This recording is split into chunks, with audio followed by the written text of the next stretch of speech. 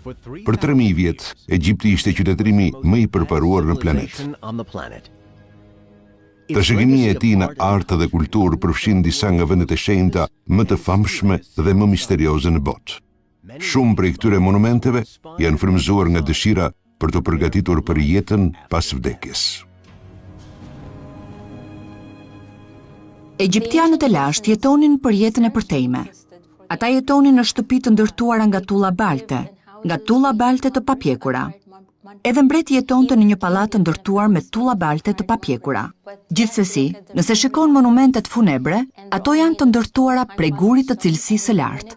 Në çastin që mbreti shpallej mbret, punëtorët nisnin menjëherë punimet për varrin e tij. Por në 2015 një zbulim i risabotoi gjithë ata shekuj egjiptologji. I fshehur për 4000 vjet, ai tregon origjinën e fshehtë të tekstit fetar më të famshëm të Egjiptit. Ky dokument rishkruan historinë e librit të vdekurve dhe zbulon se vendet e shenjta të Egjiptit mund të na tregojnë pa aq shumë për të gjallët, saq na tregojnë për të vdekurit. Këtu në Giza, në rrethinat e Kairos, qëndron më i famshmi i të gjitha këtyre vendeve. Mrekullia e fundit që ka mbjetuar nga bota e lashtë, piramidat e Gizës. Piramidat ruhen nga Sfinksi i Akullt, që në arabisht njihet si babai i terrorit. Ai e shfaq këtë madhështi të tmerrshme, nga që fytyra është ajo e faraonit Kafra. Piramidat u ndërtuan për Kafrën dhe 2 faraonë të tjerë rreth 4500 vite më parë. Edhe sot e kësaj dite, ato kanë emrat e këtyre mbretërve të mëdhenj të Egjiptit. Menkaura është më e vogla nga të treja, por përsëri një strukturë masive. Kafra me majën e saj të veshur me gur gëlqeror dhe Kufuja titanike. Vetë piramida e madhe. Me pesh 6 milion ton, piramida e madhe ishte një nga godinat më gjigante të ngritura në botë. Fillimisht ishte e mbuluar me rrasa guri gëlqeror të lëmuar, që përfaqësonin rrezet e diellit që zbrisnin në tokë. Kur egjiptianët nisën të ndërtonin piramidën, ata shënonin një katror dhe prisnin shkëmbin, që baza e piramidës të ishte shkëmb 9 metra i lartë dhe jo me gur. 9 meters high of solid rock, no stones. Duke përdorur llaç që e bënin me baltë dhe argjil, një ushtri punëtorë shkaluan dekada të tëra duke ndërtuar piramidat. Ata nuk ishin sklevër, por njerëz të lirë, zanatçinë të aftë, të cilët përdoren materiale të thjeshta si druri dhe litari në procesin e ndërtimit.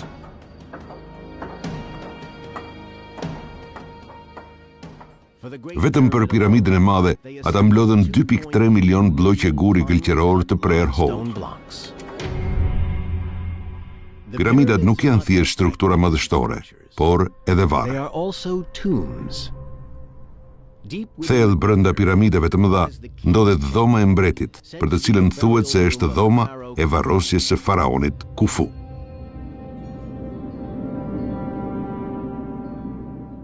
Që nga kjo dhomë, 2 boshte çajnë mes për mes bloqeve të stërmëdha të gurit, si çati të lashta prej xhami. Njerëzit i quajnë kanale ajrimi, por nuk janë kanale për ajrim. Kanalet e përshpejtojnë ngjitjen rituale të mbretit në qiell, se piramidat dhe faraonët ishin një hallk mes njerëzve dhe zotëve të tyre.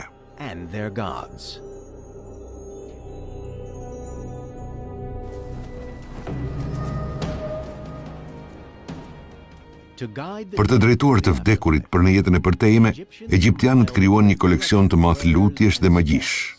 Ata i shkruajtën në drasat e arkivoleve, në muret e varreve dhe në papiruse. Rreth 1000 vite pas ndërtimit të piramidave, Egjipti u fut në epokën e artë, një epokë madhështore, e njohur si mbretëria e re, që nga viti 1600 deri në vitin 1100 para erës sonë. Tempulli i Karnakut që të mrekullon u ndërtua në këtë periudhë. Ishte një deklaratë e qëllimshme nga faraonët e mbretërisë së re, që pasqyronte pushtetin dhe madhështinë e tyre. Gjatë kësaj kohe, egjiptianët I përmirësuan magjitë e tyre për një jetën e përtejme, në një koleksion prej 200 yshtjesh. Shumë shekuj më vonë, arkeologët I zbuluan këto magji në varret e faraonëve të mbretërisë së re, qindra kilometra në jug të Gizës. Sot ato njihen si libri I të vdekurve.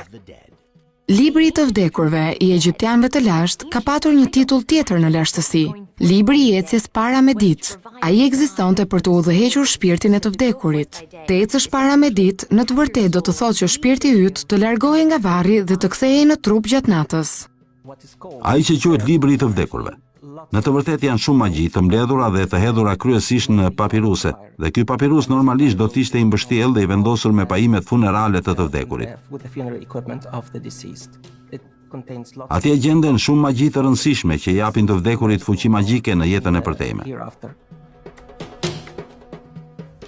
Nuk kishte dy libra të vdekurisht një lloj dhe përsëri, të gjithë kishin të njëjtën përmbajtje të një udhëtimi I madhështor përmes një bote misterioze, të mbushur me perëndi dhe me përbindësha.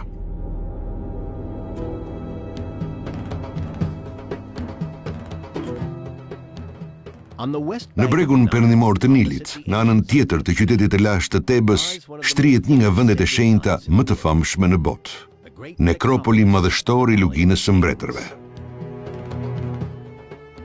Ky vend është vend banimi I mbretërve të Egjiptit të lashtë. Gjatë epokës së lavdishme të mbretërisë së re, thuajse çdo faraon egjiptian u varos këtu. Ramsesi II, Seti I parë dhe Tutankamuni I famshëm, të gjithë I kishin varret në këtë varrezë të mirënjohur. Edhe në lashtësi ishte vend turistik për grekët, për romakët dhe për të tjerët.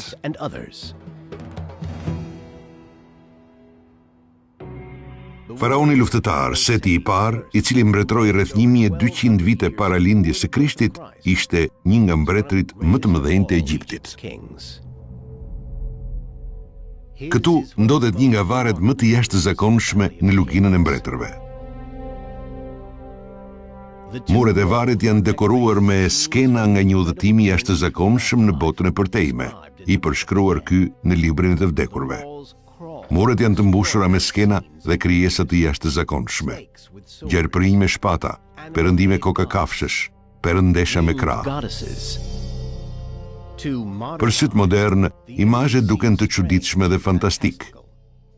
Por për egjiptianët e lashtë, ato ishin pjesë e botës së përtejme, një univers që ishte tepër real.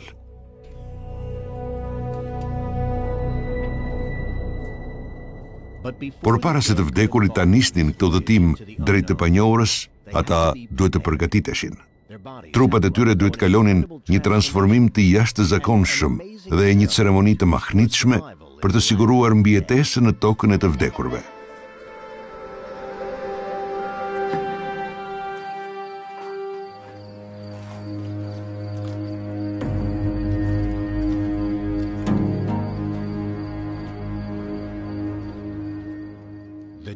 Udhëtimi niste me një shndrim të jashtëzakonshëm.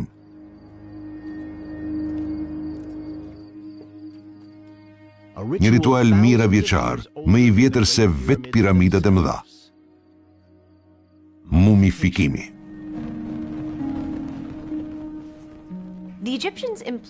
Egjiptianët përdornin mumifikimin për të ruajtur trupin më tepër si një vend çlodhjeje për shpirtin. Ka disa përjashtime për rregullin e mumifikimit. Nëse mbyteshe në Nil, atëherë ishte një rrugë e shpejtë drejt botës së nëndeshme dhe konsideroheshe I vdekur I bekuar.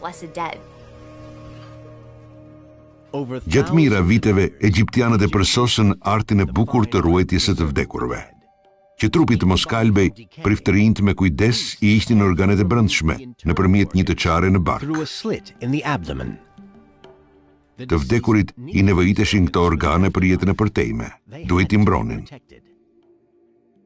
Këto 4 enë porcelani të zbuluara në varrin e Tutankamunit kanë brenda mushkritë e faraonit të ri, stomakun, zorët dhe mëlçin.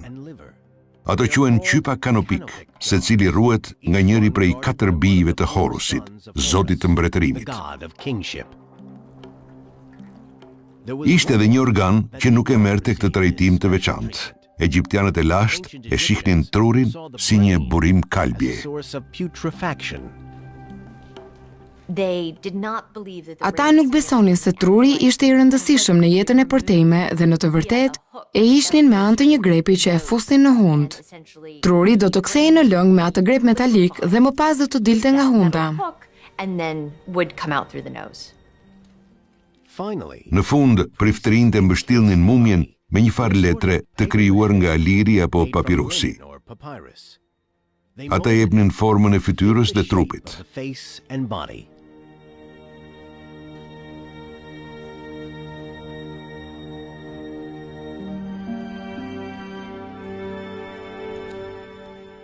Pas mumifikimit, ishte koha për funeralin dhe ceremonitë e fundit për ta përgatitur të vdekurin për jetën e mbërtejme.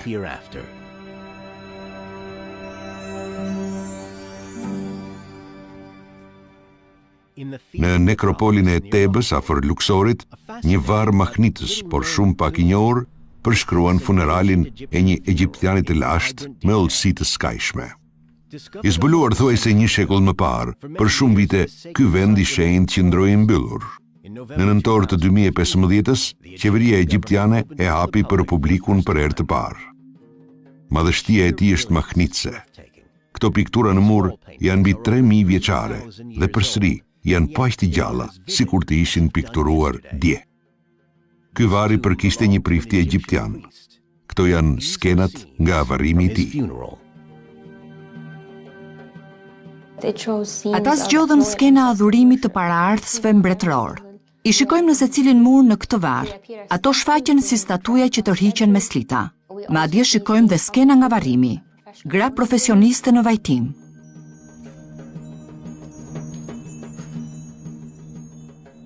Të gjitha varrimet e egjiptianëve në lashtësi kulminonin në një ritual të jashtëzakonshëm. Një mjet magjik vendosej në gojën dhe fytyrën e mumjes. Kjo njihej si hapja e gojës. Kjo i kthente shqisat të vdekurve, duke i dhënë natyre aftësi të shikonin, të mbusheshin me frymë dhe të flisnin në jetën e përtejme.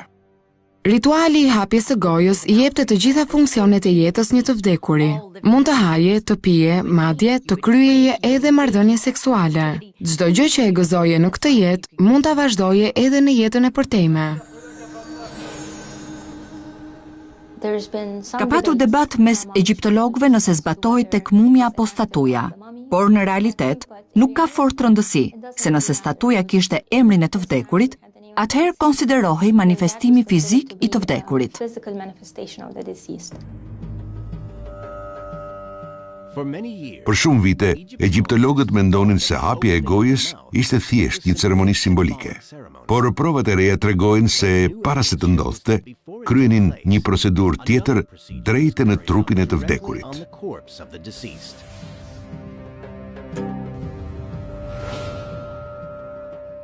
Ishte tejet fizike, jo një prekje ceremoniale me një shkop magjik, por një sulm i dhunshëm, gjithë forcë.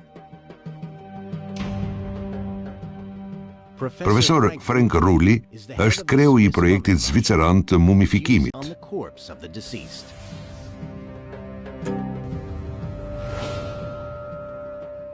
Ishte tejet fizike, jo një prekje ceremoniale me një shkop magjik, por një sulm i dhunshëm, gjithë forcë. Profesor Frank Rulli është kreu i projektit zviceran të mumifikimit, që përdor metoda shkencore nga më modernet për të hetuar mumjet njerëzore të lashtësisë. Profesor Rulli ka ekzaminuar rreth 100 kafka të mumjeve egjiptiane. Ai ka zbuluar se gjatë mumifikimit priftërinjt e hapnin gojën dhe noflën e mumjes me forcë, duke përdorur vegla të krijuara posaçërisht për këtë qëllim të frikshëm. Pa dyshim që kemi një lloj dëmtimi fizik apo qasjeje fizike si pjesë të gjithë trajtimit të balsamosjes për kavitetet orale. Ndaj nuk është vetëm një hapje goje rituale, por në të vërtetë një procedurë fizike për ta hapur gojën. Shikon nivele të ndryshme. Atje ku kemi më pak in të butë, përsëri e shikon lezionin në pjesën e poshtme ballore të mumjes, edhe mund ta imagjinosh që duhet të ketë ndodhur një hapje goje me forcë si pjesë e procedurës së balsamosjes. Në disa raste kemi gjetur dhe materiale balsamosjeje, për shembull bitum, ai materiali i zi mbi pjesën e sipërme të dhëmbëve të thyer, që është treguesi më i mirë që kjo është diçka që ka ndodhur gjatë procesit të balsamosjes. Edhe mund ta shikosh qartësisht në këto imazhe virtuale ku mund ta shikosh nga çdo anë mumien. Këtu shikojmë vetëm kockën dhe dhëmbët që kanë mbetur, që na e lehtësojnë punën e dallimit të lezionit. E shikojmë qartësisht dëmin fizik, si edhe shkurjen e disa prej dhëmbëve. Dhëmbët kishin rënë nga vendi i vet, provë një procesi ku ishte ushtruar forcë e madhe. Këta dhëmbë duhet jenë vendosur pas balsamosjes, përndryshe do t'i kishte marrë ujë i pastrimit edhe do t'i kishte çuar në mushkëri ose stomak. Pa dyshim që ata kanë thyer disa dhëmbë, ndonjëherë i vendosnin disa dhëmbë sepse donin ta kishin trupin të plot. Provat e reja tregojnë se praktikat e varrimit mund të ishin teje të dhunshme. Por për egjiptianët kjo ishte thelbësore, që të vdekurit të mund të funksiononin edhe fizikisht në jetën e përtejme, siç ndodhte në këtë jetë. Pa dyshim, të paktën në disa raste, janë kryer dy procedura gjatë gjithë procesit të mumifikimit. Fillimisht ai më fiziku, ku me disa lloje dalta shapnin gojën që ishte e tharë, dhe pastaj i bënin dhe një trajtim të dytë simbolik më vonë, që ishte prekja e mumjes të mbështjellë plotësisht në fund të gjithë procesit. Fully wrapped mummy at the end of the whole process. Hapja e gojës ishte e rëndësishme. Të vdekurve ju duhej aftësia e të folurit që të mund të recitonin magjitë e librit të vdekurve. Vetëm duke thënë ato magji me zë të lartë, ata mund të rifitonin fuqitë e tyre për jetën e përtejme. Nga që tani, do të bashkoheshin me Zotin e Diellit, Ran, në udhëtimin e tij fantastik në botën e nëndveshme. Për të mbijetuar, ju duhej ndihma e librit të vdekurve. Çdo vit, ky udhëtim i jashtëzakonshëm në botën e përtejme kryhej simbolikisht në një nga vendet e shenjta më të mëdha të Egjiptit. Në bregun lindor të Nilit, afër qytetit të Luksorit, qëndron tempulli madhështor i Karnakut. Ky tempull i është kushtuar më madhështorit nga perënditë e Egjiptit, Amun Raja. Ishte kombinimi i gjithë pushtetshëm i Amunit, mbretit të zotave, dhe zotit të diellit, Ras. Karnaku u ndërtua për të adhuruar atë. Karnaku është kompleksi më i madh i tempujve në botë, një vend i shenjtë i madh, 80 hektarësh, thuajse sa 2 fishi i Vatikanit. Puna për ndërtimin e kompleksit kryesor nisi në epokën e Perandorisë së Re, në drejtimin e faraonit Tutmosi i parë. Mbretërit e mëvonshëm e zmadhuan akoma më shumë këtë vend përfshi këtu dhe faraonin luftarak Seti i parë dhe djalin e tij, Ramsesi i dytë. Këto relieve në mure tregojnë faraonin duke goditur armiqtë e tij.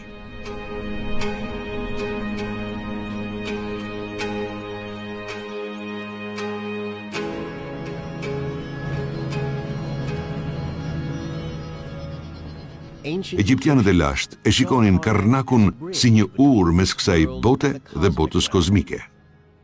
Se këtu njeriu bëhet perëndi. Kur një njeri vdiste, ai bëhej një me Osirisin, perëndinë e botës së nëndveshme.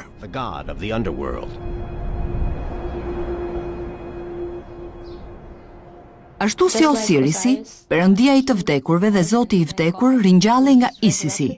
Edhe të vdekurit donin të bëheshin Osirisi, që të mund të vazhdonin jetën e përtejme, të mund të ringjalleshin, të mund të jetonin sërish e të kishin jetë të përjetshme. Jeta e përtejme pasqyronte perëndimin e diellit. Çdo natë, perëndia i diellit Raja vdiste në perëndim. Gjatë 12 orëve të natës, ai bënte udhëtimin në botën e nëndveshme. Dhe Emiduati, në fakt është ajo që ndodhet në botën e përtejme. Është udhëtimi i perëndis Ra të egjiptianëve të lashtë në këtë anije drejt jetës së përtejshme. Çdo vit njerëzit e Karnakut realizonin një skenim të këtij udhëtimi, duke udhëtuar përgjatë Nilit drejt një streje madhështore, tempullit të Luksorit. Pas Karnakut, ky është tempulli i dytë i madh i bregut lindor të Nilit. U ndërtua për të festuar fundin e udhëtimit perëndisë së diellit. Këtu ai rilindete si dielli që agonte. Kjo simbolizonte udhëtimin e perëndisë së diellit përmes botës së nën tokës. Të gjithë ata që vdisnin do të bashkoheshin me të në këtë udhëtim fantastik.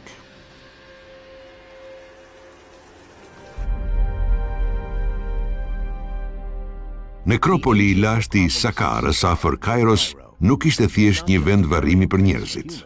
Si simbole të perëndive, kafshët ofronin mbrojtje për shpirtin e njeriut në botën e përtejme. Dhe si njerëz, ato mumifikoheshin siç e kërkonte rituali. Afër piramidës Shkalla e Madhe, shtrihet hyrja në labirintin nën toksor, katakombet e Anubisit, perëndia e të vdekurve me kokë çakalli.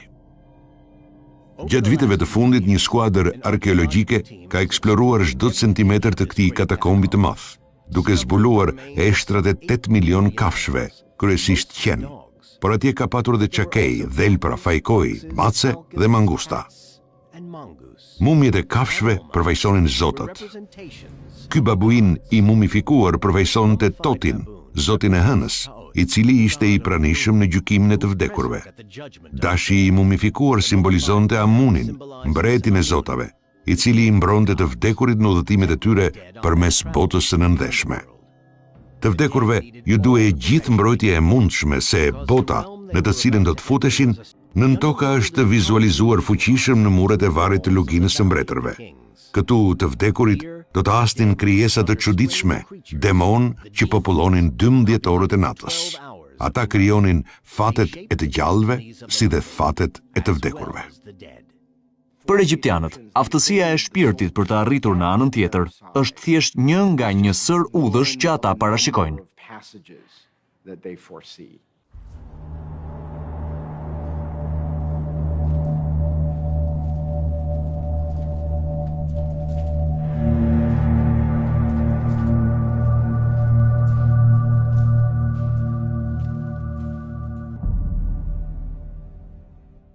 Thellë në luginën e mbretërve, gjendet vari i faraonit të mbretërisë së re, Ramsesi i gjashtë.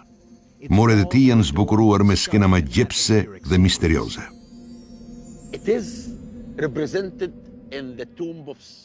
Përfaqësohet në varin e Ramsesit gjashtë. Është si një dorëshkrim në papirus, një dorëshkrim i plot në papirus i pikturuar në varr.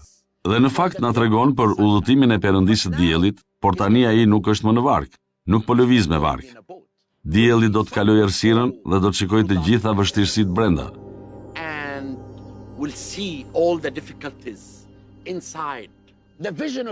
Vizioni i egjiptianit të lashtë imagjinonte 12 orët e natës, kur dielli perëndonte dhe rilinte nga e para. Ky është një vizion shumë i bukur i egjiptianit të lashtë për jetën e përtejme.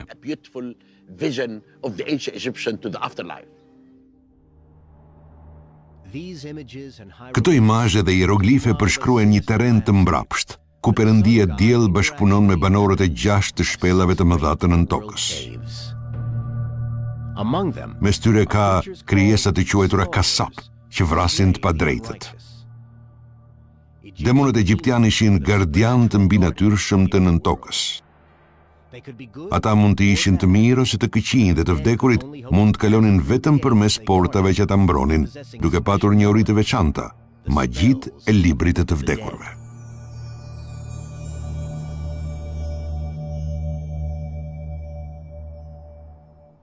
Por të gjallët nuk ishin të sigurt. Demonët nuk gjendeshin vetëm në jetën e përtejme. Ata mund të kalonin pa probleme edhe në tokën e të gjallëve, ku mund të ndihmonin njerëzit ose të shkaktonin dëmet pa para.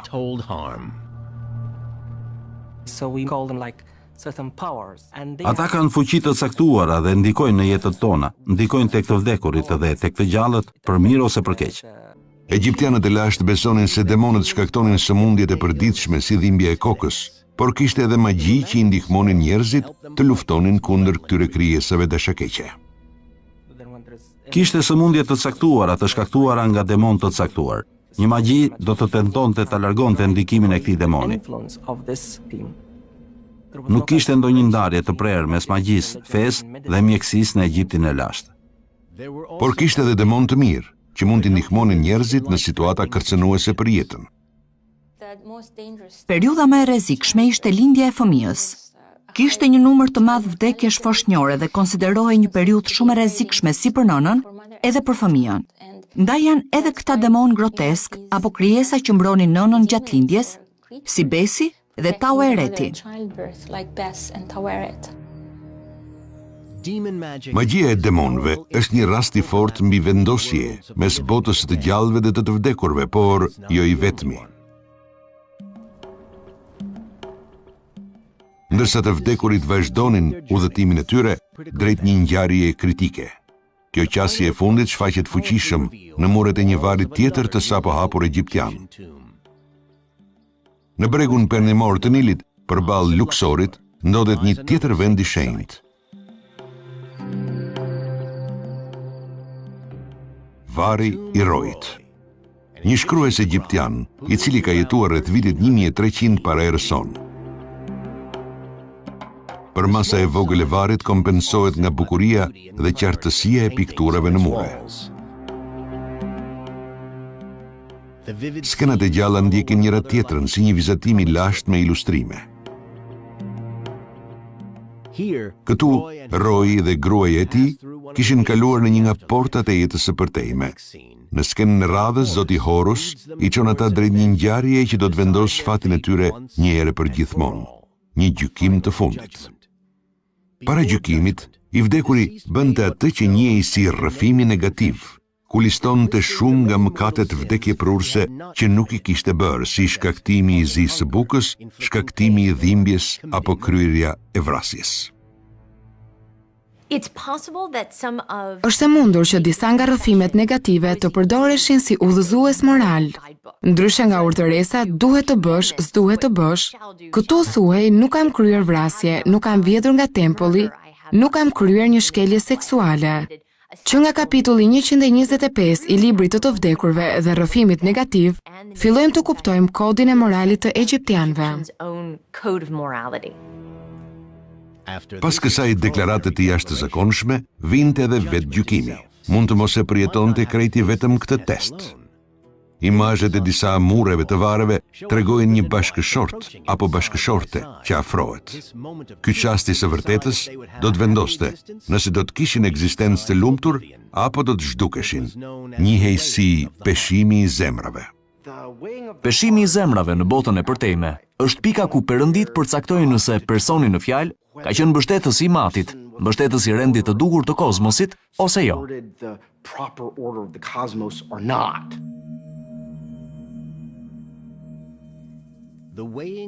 Peshimi i zemrave është thelbi i librit të vdekurve. Në këtë ritual vdekjeprurës, zemra e të ndjerëve peshohet kundrejt një pende që simbolizon të vërtetën, rendin dhe drejtësinë. Këtu kemi një pamje të idesë së zemrës. Kjo përfaqëson edhe vullnetin, dhe njerëzit kishin lindur të lirë ose ishin të krijuar me vullnet të lirë. Kishin lindur të lirë ose ishin të krijuar me vullnet të lirë. Kështu që zemra luan një rol shumë të rëndësishëm dhe pafajësia, burimi i ligësisë apo burimi i mirësisë, po kështu janë të lidhura me zemrën. Egjiptianët e lashtë e shikonin zemrën si ena e forcës së jetës së një personi, thelbi i qenies së tyre dhe një dokumentim i kohës së tyre në tokë. Nëse ishte e mbushur me mëkate, peshorja do të binte dhe zemrën do ta përpinte amiti, ngrënësi i shpirtrave, një krijesë të mërshme me kokën e krokodilit, trupin e luanit dhe këmbët e pasme të hipopotamit. Nëse zemra jote nuk është në ekuilibër me pendën e matit, ajo dhe personi pa dyshim përfundojnë në gurmazin e një përbindësi të quajtur amit, emri i të cilit do të thotë bisha që përpin.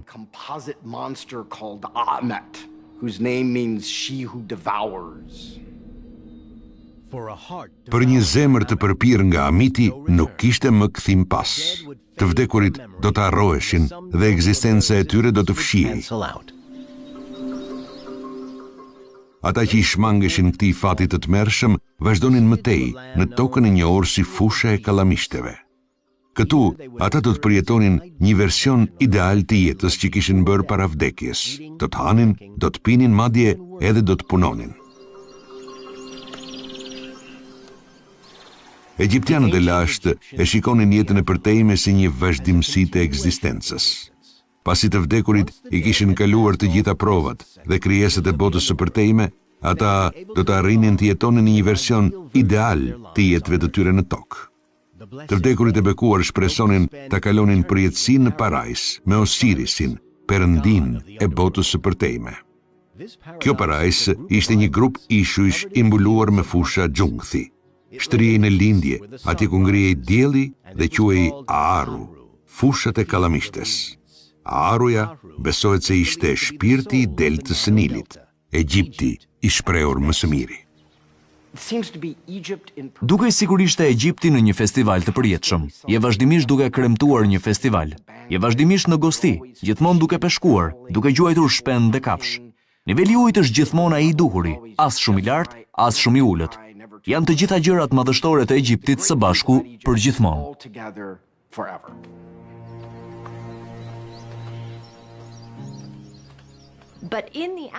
Por në jetën e përtejme duhet bërë punë shtesë, kryesisht punë në bujqësi. Egjiptianët e kuptuan shumë herët se që shoqëria të funksiononte siç duhej, duhet të ketë rend, duhet të ketë kontroll dhe me këtë, pashmangshmërisht, vijnë taksat dhe mbajtja e taksave.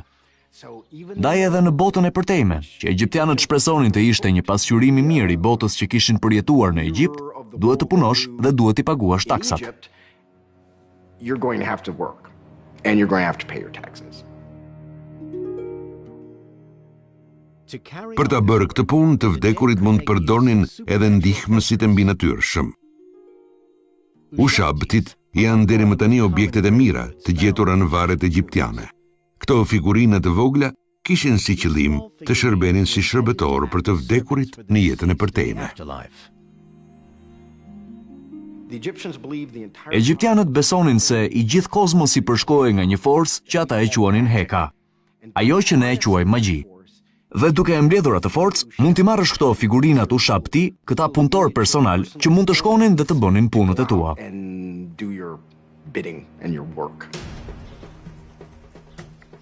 Në fund të shekullit e 19, arkeologët që po punonin në bregun perëndimor të Nilit zbuluan një varr jashtëzakonisht të bukur dhe të paprekur.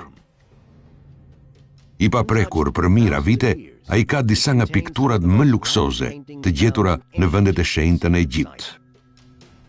Fusha e kallamishteve është përshkruar shumë bukur këtu. Varri i përkiste një burri të quajtur Senedjem. Ai dhe groja e tij, I Neferti, jetuan rreth viteve 1280 para erës sonë, gjatë periudhës së mbretërisë së re të Begat. Varri i Senedjemit është një varr I mahnitshëm. E para ishte një nga të parët që u zbulua në nekropolin e Tebës. Në varrin e Senedjemit ishin varrosur deri në 20 persona, 9 prej të cilëve në arkivole me emra dhe e dim që ishin antar të familjes së Senedjemit. Senedjemi kishte një zanat prestigjioz dhe që kërkonte aftësi të mëdha.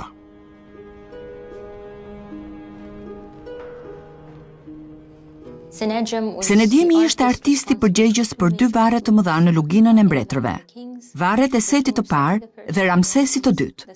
Ishte një kohë e mirë për të qenë artist, për të punuar në këto monumente funeralesh.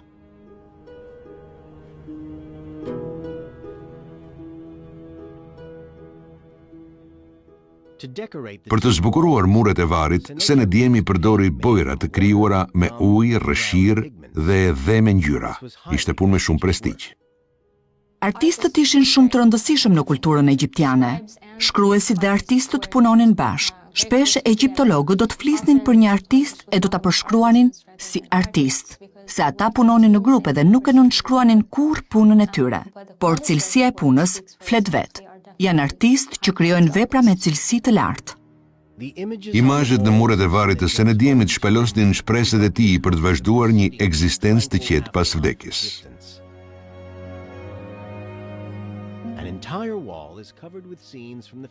Një mur I tërë ishte I mbuluar me skena nga fushat e kallamishteve. Toka është e pasur me bimësi, pemë, lulkuqe dhe lulemistri. Burri dhe gruaja që po mbledhin të vjelat janë Senedjemi dhe gruaja e tij.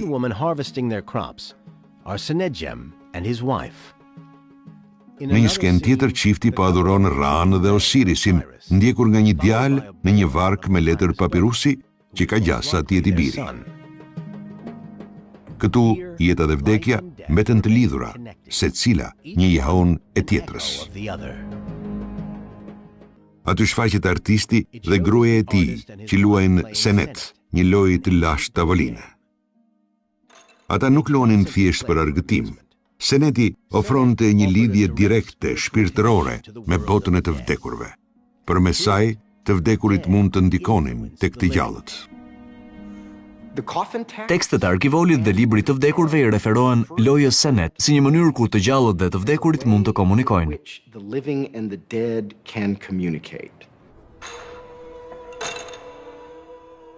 Kur luan t'i kalon në botën e përtejme, por nëse e luan gjatë një festivali, shpirtrat e të vdekurve, në varet e të cilve ti mund t'jesh duke luajtur, mund të ndikojnë lëvizjen e të gjallëve në lojë dhe si rrjedhoj të krijojnë një sinergji mes botës së përtejme dhe botës së këtueshme.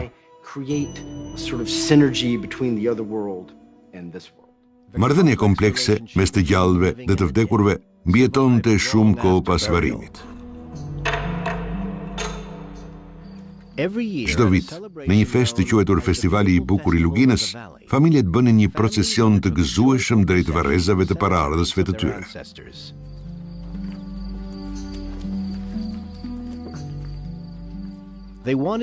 Ata donin të komunikonin me të afërmit e vdekur se të vdekurit ishin bërë të fuqishëm në jetën e përtejme. Bashkë me mesazhe, letra për të afërmit e vdekur, ku i pyesnin se si e kalonin në botën e përtejme.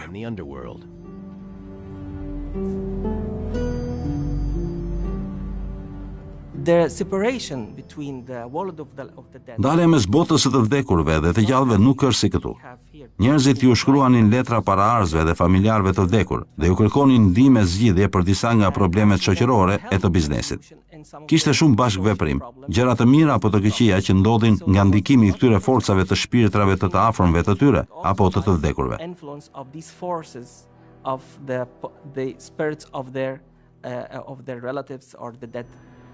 Egjiptianët e lashtë besonin se paraardhësit e tyre mund t'i ndihmonin ose mund t'ju bënin edhe keq.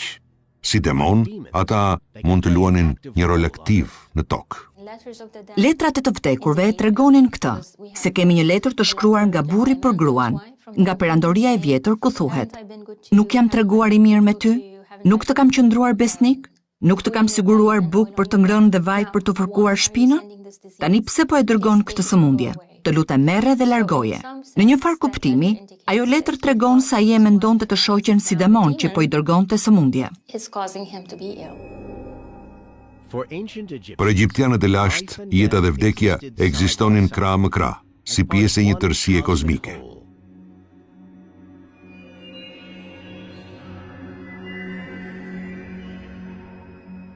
Ky këndvështrim është shumë ndryshe nga krishterimi, judaizmi apo islami i kohëve moderne. Origjina e tij nuk është shpjeguar kurrë plotësisht. Por një artefakt shumë pak i njohur në Muzeun Egjiptian të Kairos mund të na japë përgjigjen. Muzeu njihet për koleksionin e jashtëzakonshëm të arkivoleve. Njëri prej tyre, i fshehur në një kat të sipërm, shpesh është përfillet. I përkishte një generali egjiptian të quajtur Sepi, i cili vdiq rreth vitit 1850 para erës sonë. Panelet e drurit të arkivolit janë të ilustruar me hieroglife dhe imazhe. Ato janë një version prototip i librit të të vdekurve, disa shekuj para se libri të futej në përdorim të rregullt. Arkivoli i Sepit në Muzeun e Kairos dikur ka qenë shembulli më i mirë, se kanë shumë ilustrime të bukura, dhe ne kemi shembuj të tjerë në disa muze të tjera, por ato nuk e kanë këtë cilësi kaq të lartë të ikonografisë së krijesave të gjalla. Shumë nga perëndit dhe demonët e përshkruara këtu, më vonë u shfaqen në librin e të vdekurve, si për shembull perëndia Osiris. Rrethuar nga rrathët që simbolizojnë zjarrin, ai mban një skeptër pushtetin në një dorë dhe një ankh, simbolin e jetës, në dorën tjetër. Por këto imazhe janë më tepër se thjesht një pararendë si koncepteve të mëvonshme të jetës së përtejme. Ato janë edhe çelësi për një zbulim të ri të jashtëzakonshëm. Në 2015, egjiptologu Wael Sherbini bëri të ditur se kishte zbuluar një dorëshkrim prej lëkure 4000 vjeçar në Muzeun e Kairos. Një dorëshkrim lëkure i mbledhur mbi 2.5 metra i gjatë, i krijuar mbi 4000 vite më parë. Në çastin që pash tekstin dhe dorëshkrimin, s'më besoje që ishte i vërtet.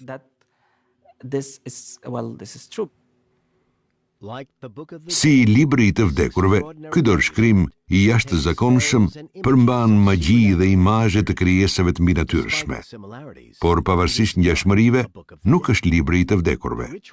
Ritualet që përshkruhen nuk kanë as pak lidhje me jetën e përtejme. Ato zhvillohen në botën reale, në një tempull, jo në varr.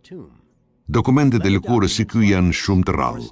Nuk ka mbjetuar thuajse asnjë, se lëkura shpërbëhet më shpejt kur ekspozohet ndaj elementeve të natyrës. Dorëshkrimi i zbuluar nga doktor Sherbini mbijetoi se në një farë mënyre u ruajt në një vend të sigurt. Nuk kishim asgjë në dorë se moti në Egjipt nuk i lejon këto materiale të mbjetojnë. E dyta, kryesisht i gjeje në tempuj ose i mbanin priftërinjt në arkiva, nuk i gjeje në vareza. In temples or with priests or kept in archives and certain, and these things were not in cemetery. Dorëshkrimi është në gjendje teje të brisht. Me që është i coptuar, është i jashtëzakonisht i brisht dhe dëmtohet lehtë. Për shkak të gjitha këtyre, nuk mund të filmohet ende. Dorëshkrimi ishte në gjendje shumë të keqe. Ishte një dorëshkrim unik. Nga ana shkencore ishte shumë e vështirë për ta trajtuar, se ne jemi mësuar të punojmë më shumë me papiruse, por me lëkurën e kishim shumë të vështirë.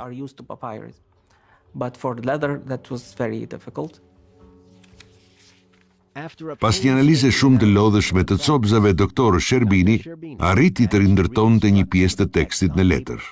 Zbuloi diçka mahnitse. Dorëshkrimi prej lëkure ishte përdorur në ritualet veçanta në tempull, që nuk kishin as pak lidhje me vdekjen apo jetën e përtejme. Por shumë vite më vonë, këto rituale në tempuj u përshtatën për përdorim në botën e përtejme.